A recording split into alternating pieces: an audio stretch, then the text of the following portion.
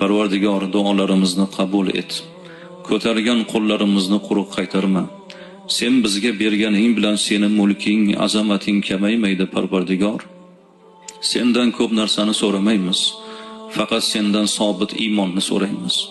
O'zingga bo'lgan muhabbatni so'raymiz va bu muhabbatning badaliga sening ham muhabbatingni so'raymiz.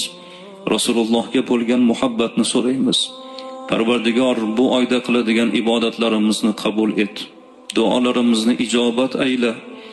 Ramazonga qadar insonmiz, bandangmiz, qulingmiz. Gunoh qildik, xato qildik, isyon qildik, tug'yonga bordik. Parvardigor, o'zing kechirgin. Bilib bilmasdan qilgan xatolarimizni mag'firat ayla. Ota-onalarimizni gunohlarini kechirgin.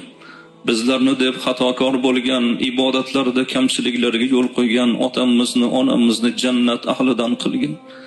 O'tgan bo'lsalar